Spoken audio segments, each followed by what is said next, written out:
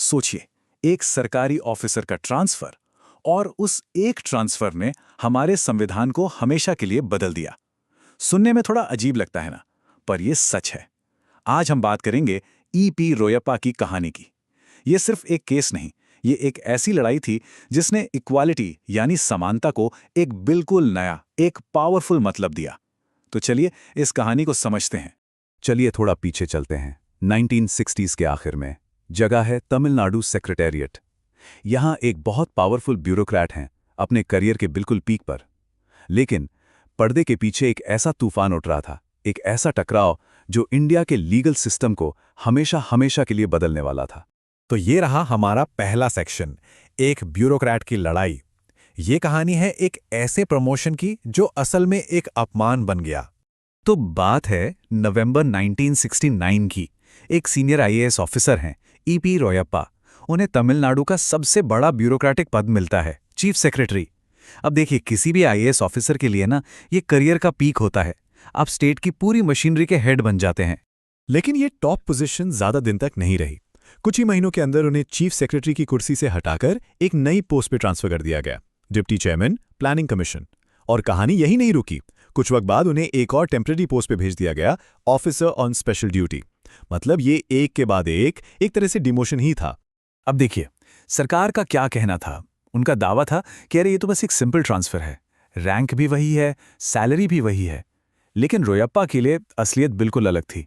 उन्हें लगा कि ये तो भेस बदला हुआ डिमोशन है, एक ऐसा पद जहां नाम तो है पर असली पावर और अथॉरिटी सब छीन ली गई थी। रोयप्पा को यह बहुत साफ समझ आ गई थी। उन्हें लगा कि ये कोई नॉर्मल एडमिनिस्ट्रेटिव बदलाव नहीं है, ये तो उस वक्त के चीफ मिनिस्टर की एक चाल है उन्हें रास्ते से हटाने की। और उन्होंने इसे चुपचाप सहने से साफ इनकार कर दिया। उन्होंने लड़ने का फैसला किया, और ये लड़ाई सेक्रेटेरिएट की फाइलों से निकलकर सीधे पहुंची देश की सबसे बड़ी अदालत, सुप्रीम कोर्ट। तो अब शुरू होता है कहानी का दूसरा हिस्सा, द कोर्ट रूम शोडाउन। चलिए देखते हैं कि कोर्ट में दोनों तरफ से क्या क्या दलीलें दी गईं। तो एक तरफ थे रोयप्पा, जिनका कहना था कि ये ट्रांसफर सीधे सीधे रूल्स का वॉयलेशन है, मेरे साथ भेदभाव हो रहा है। और दूसरी तरफ थी सरकार, जो कह रही थी कि भाई ये तो एडमिनिस्ट्रेटिव ज़रूरत है, किसी भी ऑफिसर का ये फंडामेंटल राइट नहीं होता कि वो एक ही पोस्ट पर हमेशा बना रहे। रोयप्पा के आर्ग्यूमेंट्स को थोड़ा और समझते हैं। पहला, उन्होंने कहा कि ये जो नई पोस्ट बनाई गई हैं वो आईएएस रूल्स के ही खिलाफ हैं। दूसरा, और ये सबसे जरूरी था, उन्होंने कहा कि ये मेरे आर्टिकल 14 और 16 का उल्लंघन है, मेरा राइट टू इक्वालिटी छीना जा रहा है। तीसरा, उन्होंने सीधे सीधे आरोप लगाया कि ये एक्शन मैलाफाइड है, मतलब बदनीयती से किया गया है, इसके पीछे चीफ मिनिस्टर की पर्सनल दुश्मनी है। और आखिर में, भले ही सैलरी उतनी ही थी, पर इन नई पोस्ट में चीफ सेक्रेटरी जैसा स्टेटस और रिस्पॉन्सिबिलिटी दूर दूर तक नहीं थी। अब इसके जवाब में सरकार का डिफेंस भी काफी स्ट्रांग था। उन्होंने कहा कि देखिए, कोई भी सिविल सर्वेंट किसी एक पर्टिकुलर पोस्ट पर अपना फंडामेंटल राइट क्लेम नहीं कर सकता। चीफ मिनिस्टर को एडमिनिस्ट्रेशन चलाने की आज़ादी होनी चाहिए। उन्होंने मैलाफाइड के आरोप को भी खारिज किया और कहा कि पर्सनल दुश्मनी का कोई ठोस सबूत तो है नहीं। और सबसे बड़ा पॉइंट, उन्होंने कहा कि रोयप्पा की अपॉइंटमेंट परमानेंट थी ही नहीं, वो तो एक टेम्पररी अपॉइंटमेंट थी। और अब हम आते हैं इस केस के उस हिस्से पर जिसने इसे हमेशा के लिए इतिहास में दर्ज कर दिया, हमारा तीसरा सेक्शन, रीडिफाइनिंग इक्वालिटी। यहां पर एक ऐसा सवाल उठा जिसने हमारे संविधान को देखने का नजरिया ही बदल दिया। तो कोर्ट के सामने जो सबसे बड़ा कॉन्स्टिट्यूशनल सवाल था वो ये था, इक्वालिटी का असली मतलब क्या है? क्या इसका मतलब सिर्फ ये है कि सरकार दो ग्रुप्स में भेदभाव ना करे, या फिर क्या ये सरकार को कोई भी मनमाना आर्बिट्ररी एक्शन लेने से भी रोकता है?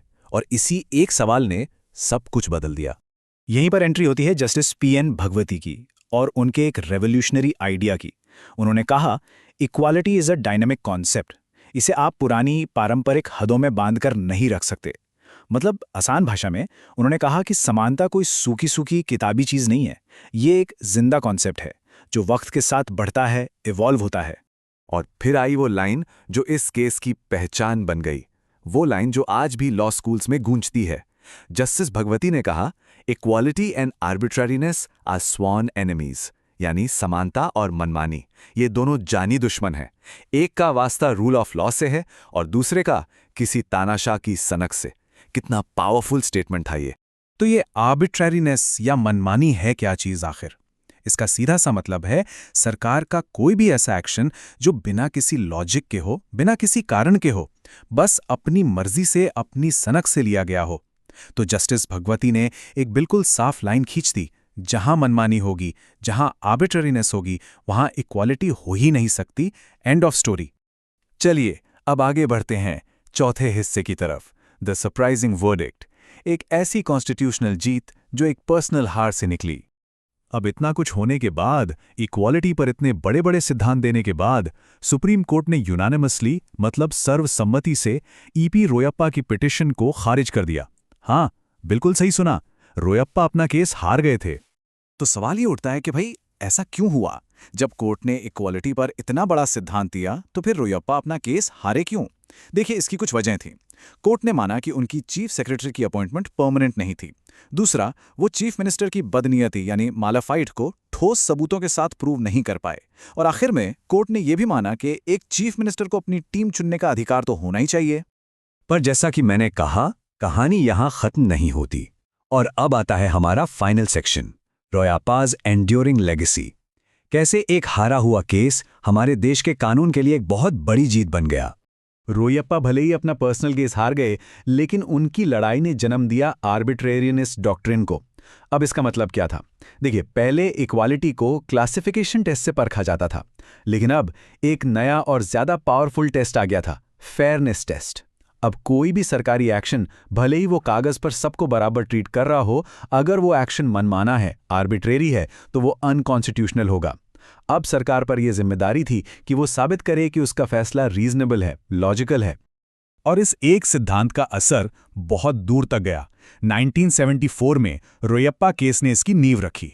फिर देखिए, 1978 में मेनका गांधी केस ने इसे आर्टिकल 21 यानी राइट टू लाइफ से जोड़ दिया। 1979 में आर.डी. शेट्टी केस ने इसे गवर्नमेंट कॉन्ट्रैक्ट्स पे लागू किया। और 1981 में अजय हासिया केस ने इसे और भी पक्का कर दिया। मतलब रोयप्पा ने जो नींव रखी थी ना, उस पर कॉन्स्टिट्यूशनल लॉ की एक पूरी की पूरी बिल्डिंग खड़ी हो गई। तो चलिए इस पूरे केस को फटाफट से एक बार रिकैप कर लेते हैं। फैक्ट्स क्या थे? एक आईएएस ऑफिसर का ट्रांसफर। लीगल सवाल क्या था? क्या सरकार का कोई मनमाना एक्शन राइट टू इक्वालिटी के खिलाफ जा सकता है? और सिद्धांत क्या निकला? बिल्कुल, आर्बिट्रेरीनेस डॉक्ट्राइन, यानी मनमानी करना ही अपने आप में असमानता है। नतीजा, पिटीशन तो खारिज हो गई, पर इक्वालिटी की परिभाषा हमेशा के लिए बदल गई। और tagline, equality and arbitrariness are sworn enemies. तो ईपी रोयप्पा की पर्सनल हार असल में भारत के हर नागरिक की एक बहुत बड़ी जीत साबित हुई। ये केस आज भी हम सबको ताकत देता है कि हम सरकार के किसी भी अनफेयर, किसी भी मनमाने फैसले को चैलेंज कर सकें। तो अब सवाल आपके लिए है, आज के दौर में पब्लिक लाइफ में आपको वो कौन सी चीजें दिखती हैं जहां सत्ता की वही सनक और मनमर्जी नजर आती है जिससे लड़ने के लिए ये सिद्धांत बनाया गया था? इसके बारे में सोचिएगा जरूर और अपने विचार नीचे कमेंट्स में शेयर कीजिए।